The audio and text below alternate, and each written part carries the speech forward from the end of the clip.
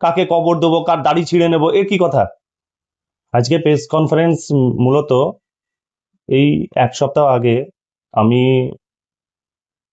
West Bengal Islamic foundation ইন্ডিয়ার trust থেকে আমি রিজাইন দিয়েছি এবং তারপরে তৃণমূল কংগ্রেসে আমি যোগদান করার পরেই এজেপি পার্টির চেয়ারম্যানের যে খারাপ মন্তব্য আমার জন্য করেছে, সেটার ভিত্তিতে আজ আমার এই প্রেস কনফারেন্স। মূলত একটা স্কুল এবং একটা হসপিটাল হবে বলেই আমি ওনার সাথে যোগ হয়েছিলাম, কিন্তু আমি কিছুদিনের মধ্যে আমি বুঝতে পেরেছি উনি শিক্ষিত মানুষের মর্যাদা বোঝে না। আমি ওনার ছেলের বয়সের, উনি আমার বাপের বয়সের, উনি আমাকে ছোড়া বলে সম্বোধন করে কথা বলছে, কুরুচিকর মন্তব্য করছে। সেটা শুধু আমাকে নয়, অনেকেই করছে। তাহলে ওনার সাথে যারা থাকবে তারা ভালো, যেই ওনার সাথ থেকে সরে আসবে তাদেরকে ওইরকম ভাবে কুরুচিকর মন্তব্য করবে? এটা কি মানা যায়? একটা শিক্ষিত সমাজ কখনোই এই ধরনের মন্তব্য, একটা পার্টির উনি চেয়ারম্যান আর এই ধরনের মন্তব্য করছে। তা আমি চাচাকে আপনাদের মাধ্যমে বলতে চাই, হুমায়ুন সাহেবকে, যে আপনি যত আমার জন্য খারাপ কথা বলবেন সেটা আমার ক্ষেত্রে দোয়া হিসেবেই লাগবে। আর আপনি বলছেন যে বাবরি মসজিদের ওখানে জায়গা কিনে কবর দেব, এটা কি ধরনের বক্তব্য? আপনি একটা নেতা, একটা সমাজের ডেভেলপমেন্ট মূলক কাজের কথা বলবেন, কাকে কবর দেবো, কার দাড়ি ছিঁড়ে নেবো, এর কি কথা? আমি তো দেখুন একটা সামান্য একজন, কিন্তু উনি মুখ্যমন্ত্রী, প্রধানমন্ত্রী, পৌর নগরায়ণ মন্ত্রী, এমপি, কাউকে উনি ছেড়ে কথা বলে না। তাই আমার মনে হয়েছে ওনার সাথে শিক্ষিত মানুষ দীর্ঘদিন চলতে পারবে না। আর আরেকটা কথা, যে উনি বলছে যে আমাকে টিকিট দেওয়া হয়নি বলে আমি ইস্তফা দিয়েছি এবং তৃণমূল কংগ্রেসে যোগদান করেছি, এটা একদম ভুল ব্যাখ্যা দিচ্ছে উনি।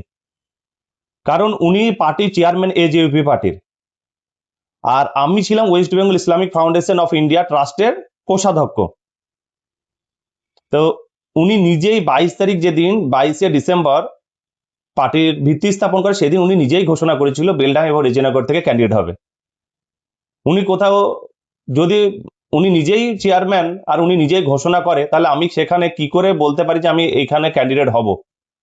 এটা একদম অযুক্তিসঙ্গত কথা। আর আমার ওই এজেপি পার্টি থেকে ক্যান্ডিডেট হওয়ার কোনোদিনও শখ বা ইচ্ছা ছিল না।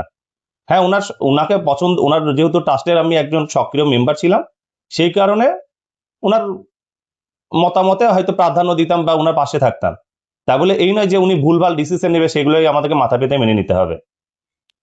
আর দেখুন, সে 22শে ডিসেম্বর পার্টি ঘোষণা হয়, আর এই কিছুদিন আগে, মোটামুটি প্রায় 1 মাস আগে, আমাদের বেলডাঙ্গা থেকে উনি নিজে এখান থেকে সরে নওদার ক্যান্ডিডেট হন এবং এখানে রাতারাতি ঘোষণা করে দেয় যে শোয়েব কবির এজেপি পার্টির এখান থেকে প্রার্থী হচ্ছে।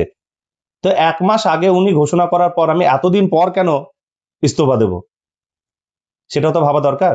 আপনি যেদিন ইস্তফা দিলেন ঠিক তার পরের দিনকে টিএমসি তে যোগদান করলেন, কি জন্য যোগদানটা?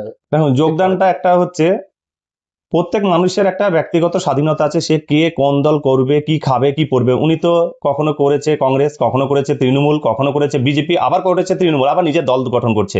তাহলে ওনার যদি স্বাধীনতা থাকে কি দল করবে, কোথায় যাবে, কি পড়বে, তাহলে সেটা কি আমার স্বাধীনতা নেই যে আমি কি দল করব?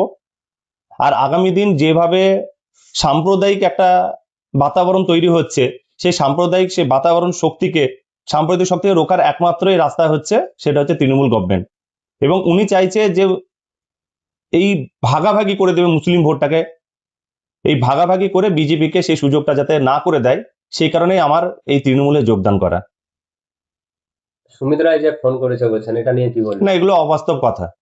কোনো সুমিতদা কোনো ফোন করেনি আমাকে, কলকাতা অফিস থেকে ফোন করা হয়েছিল। কি বলেছিল ফোন করে? ফোন করে বলা হয়েছিল যে আগামীকাল আপনি যদি জয়েন করতে ইচ্ছুক হন তৃণমূল কংগ্রেসে আমাদের অভিষেক ব্যানার্জির হাত ধরে, তাহলে আগামীকাল শক্তিপুরের মাঠে আপনি সমবেত হবেন। আমি রীতিমতো ওনাদের কথা মতোই আমি সেখানে সমবেত হয়েছি এবং যোগদান করেছি।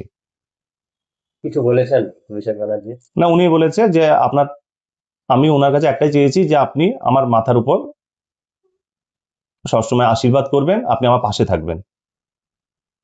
আমার নাম মইনুল হক রানা, আমি একজন সোশ্যাল ওয়ার্কার এবং একজন ইঞ্জিনিয়ার।